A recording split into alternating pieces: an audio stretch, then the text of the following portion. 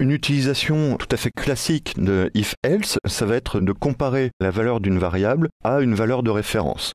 Donc par exemple, si j'écris var i est égal à 5, if i égale 5, alors, donc mon bloc d'instruction, alerte, i vaut bien 5. Donc là, dans cet exemple, c'est inutile de mettre un else, puisqu'on voit tout de suite que la condition sera remplie. Et donc si j'exécute ce script, voilà, j'ai mon alerte qui s'affiche, m'indiquant que i vaut bien 5. Ceci dit, ce que je veux tester, c'est pas nécessairement que i est égal à 5. Je peux avoir envie, par exemple, de tester que i existe. Et donc, comme var i a été déclaré, i existe bien. Donc pour ça, j'ai pas besoin de faire une comparaison d'égalité. J'ai juste besoin de savoir si i a une valeur. Et donc, comme i a été déclaré, juste tester i pour ma condition sera suffisant pour savoir si i existe. Donc ici, ça va plus être i vaut bien 5, mais i existe. Donc là encore, si j'exécute le script, voilà, j'ai bien i existe. Je peux mettre n'importe quelle valeur pour i, je peux mettre du texte. Et de toute façon, ce sera la même chose, puisque là, on ne cherche plus à tester l'égalité de la valeur avec une valeur de référence, mais juste à savoir si i a une valeur. Alors, là où ça peut devenir compliqué, c'est que si je fais la même chose avec i égale 0, donc i existe bien et on lui a bien affecté une valeur, qu'est-ce qu'il va me dire? Là, il ne me dit rien du tout. Alors, on va reprendre cet exemple donc avec 0, et là, on va rajouter un else, alerte, alors, i n'existe pas. Alors ici, j'ai besoin de mettre une apostrophe, seulement le problème, c'est que JavaScript, lui, il va considérer que du coup, je ferme ma chaîne. Donc dans ce cas-là, je vais avoir la possibilité de lui dire non, attention, cette apostrophe-là, c'est pas une fermeture de chaîne, c'est le caractère apostrophe. Et on va faire ce qu'on appelle, on va l'échapper avec un anti-slash. Voilà. Et donc cet anti-slash, ça va permettre de dire à JavaScript, ne considère pas cette apostrophe comme la fin de la chaîne, mais comme un caractère à afficher. Ici, ça ne marche plus, i n'existe pas. Alors à quoi c'est dû? Puisqu'on pourrait considérer que comme on a affecté une valeur à i, son équivalent booléen devrait être vrai. Alors c'est dû au fait qu'il existe en JavaScript, et on l'a déjà plus ou moins évoqué avec les opérateurs logiques, il existe ce qu'on appelle des falsy values, c'est-à-dire des valeurs qui ne sont pas faux, mais qui ont un équivalent booléen à faux. Et parmi ces valeurs, en fait, sont les valeurs initiales, on va dire, des différents types. Donc le nombre 0 est ce qu'on appelle une falsy value, donc une valeur qui est équivalente à faux, tout comme une chaîne vide, par exemple, donc d'autres valeurs qu'on a déjà évoquées, comme not a number, qui est un équivalent de faux, undefined ou nul. Donc il faut bien faire attention quand on fait des tests sur l'existence d'une variable.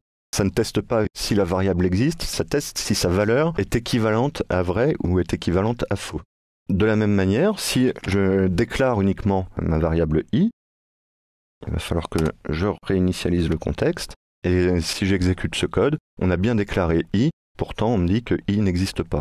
Donc là, le if i ne va pas déterminer si vous avez déjà déclaré la variable i, ça va juste vous dire que vous avez affecté à i une valeur qui n'est pas considérée comme un équivalent de faux. Autre exemple, c'est que si on ne déclare pas i et que j'exécute cette portion de script, ça va me renvoyer une erreur puisque i n'est pas défini. Et donc j'essaye de comparer, en tout cas de tester la valeur de i alors que pour JavaScript, i n'existe pas. Donc ce if i ici ne va pas permettre de savoir si on a déclaré ou non cette variable, mais de tester si sa valeur est bien initialisée à un équivalent de vrai. Donc si on reprend le code de cette page, alors ça on va pouvoir l'effacer, et au niveau du script, la condition que j'avais écrite, que je vais reprendre, voilà, que je vais écrire ici, alors on met les numéros de ligne, et j'en veux pas. Donc moi j'avais écrit if document.getElementById ajout. Alors qu'est-ce que ça va tester? Ça va tester dans l'objet document, donc dans la page HTML, s'il y a un élément qui s'appelle ajout. Donc cette méthode, getElementById, va me renvoyer oui, vrai, ou plus exactement va me renvoyer la balise en question si elle existe, et va me renvoyer undefined si elle n'existe pas. Donc dans la condition du if, on peut avoir un traitement, ici il s'agit d'une méthode, donc une méthode c'est à peu de choses près identique à une fonction, et ce que va me retourner comme valeur cette fonction qui va me permettre de savoir si la valeur est équivalente à vrai ou à faux. Donc ce qui signifie qu'on peut vraiment mettre beaucoup de choses et beaucoup d'expressions à l'intérieur de ce if, et en particulier à effectuer un traitement dans le if dont la valeur de retour conditionnera ou non l'exécution du bloc de code que l'on aura défini.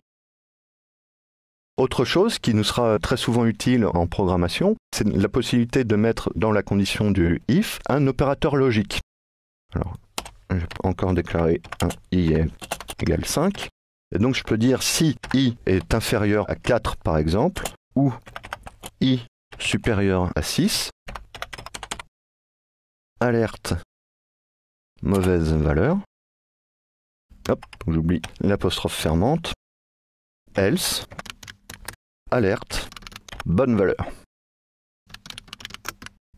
Et donc si j'exécute cette portion de code, j'ai bien bonne valeur, puisque i n'est ni inférieur à 4, ni supérieur à 6. Donc il est entre les deux, on ne rentre pas dans cette condition, et on va rentrer dans celle-ci.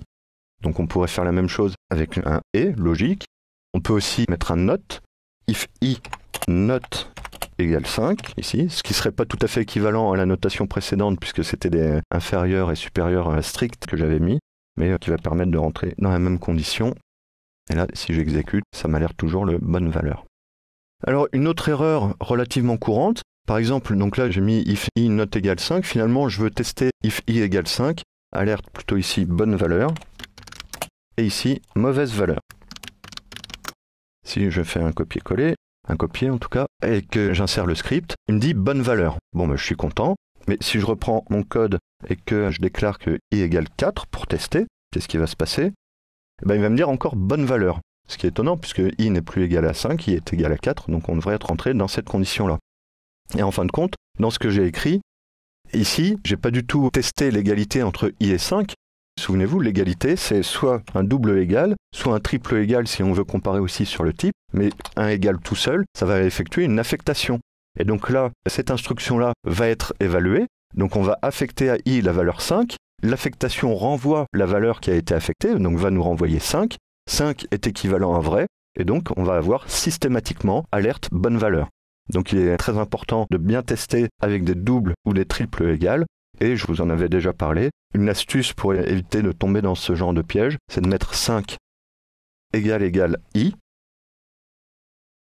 Dans ce cas, donc ça va me dire bonne valeur, donc c'est la bonne condition.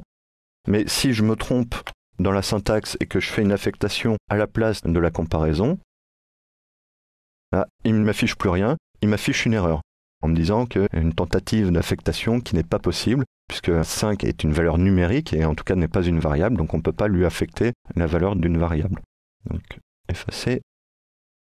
Donc voilà, l'intérêt d'avoir levé une erreur plutôt que d'avoir effectué une affectation, c'est que l'erreur, quand on testera notre code, on pourra la voir tout de suite, elle va empêcher le script de continuer, alors que l'affectation, vous vous rendrez compte qu'au moment où votre application ou votre fonction JavaScript renverra des résultats qui ne seront pas cohérents, dû au fait que vous avez fait une affectation à la place du test d'égalité. Autre erreur que cela peut engendrer, c'est if i égale 0. Alors là, ça va être plus gênant, parce que là, dans ce cas-là, ça va être difficile de voir où se produit l'erreur. Là, ça m'affiche mauvaise valeur. Alors, je suis très content, puisque i est égal à 5, moi je teste l'égalité avec 0, et donc, comme i n'est pas égal à 0, ça me renvoie mauvaise valeur. Donc, mon test me semble correct. Le problème, c'est que ici, pourquoi on ne rentre pas dans cette condition? C'est parce que i égale 0, ça effectue l'affectation. Si ici, je fais un alerte i, on se rend compte que l'affectation s'est bien déroulée, i est égal à 0, sauf que 0 est ce qu'on appelle une falsy value, donc est un équivalent de faux, et donc on ne rentre pas dans cette condition, on rentre dans celle-ci, et ça affiche potentiellement le bon résultat, mais pour de mauvaises raisons. Donc c'est très important de faire très attention aux affectations qu'on peut faire à la place des tests d'égalité. Donc rapidement, pour terminer sur ce if et if-else, c'est sur les petits trucs et astuces et erreurs que ça peut engendrer.